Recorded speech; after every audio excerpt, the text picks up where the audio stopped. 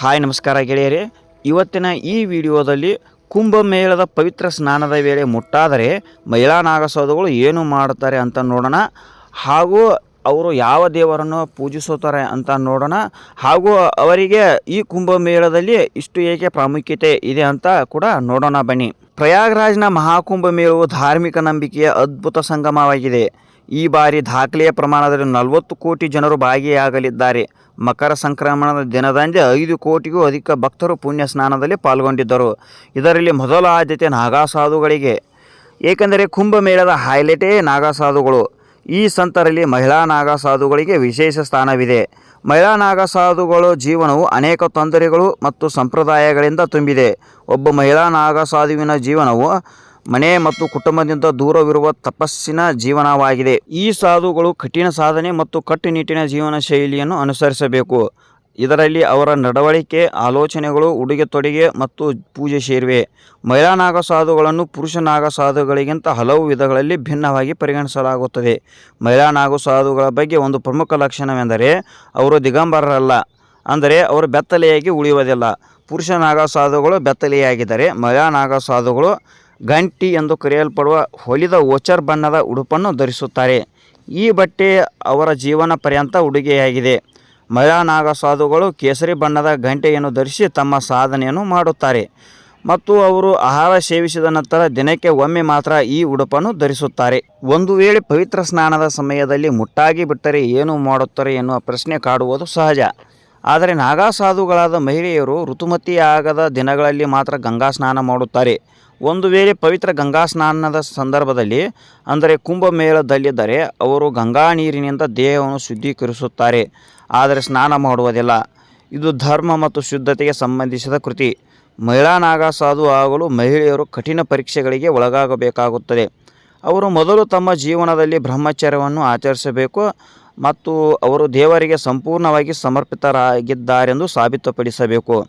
ಇದಾದ ನಂತರವೇ ಗುರುಗಳು ಅಂತಹವರನ್ನು ನಾಗಸಾಧು ಆಗಲು ಬಿಡುತ್ತಾರೆ.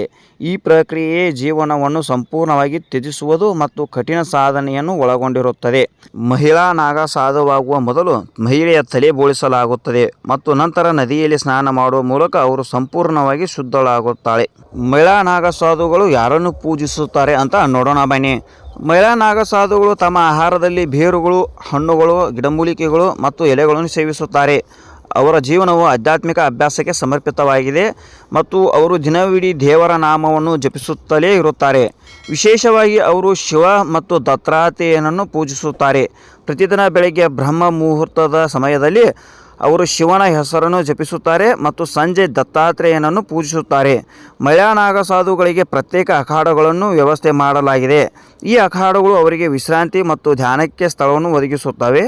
ಮಹಿಳಾ ನಾಗಸಾಧುಗಳು ಮೈ ಬಡ ಎಂಬ ವಿಶೇಷ ಸ್ಥಳದಲ್ಲಿ ವಾಸಿಸುತ್ತಾರೆ. ಇಲ್ಲಿ ಅವರು ಪೂಜೆ ಮತ್ತು ಧ್ಯಾನವನ್ನು ಮಾಡುತ್ತಾರೆ. ಮಹಿಳಾ ನಾಗಸಾಧುಗಳ ಬಗ್ಗೆ ಮತ್ತೊಂದು ಕುತೂಹಲಕಾರಿ ವಿಷಯವೆಂದರೆ ಅವರು ಬೆತ್ತಲೆಯಾಗಿರಲು ಅವಕಾಶವಿಲ್ಲ. ಇದಕ್ಕೆ ವ್ಯತಿರಿಕ್ತವಾಗಿ ಪುರುಷ ನಾಗಸಾಧುಗಳು ಬೆತ್ತಲೆಯಾಗಿರುತ್ತಾರೆ.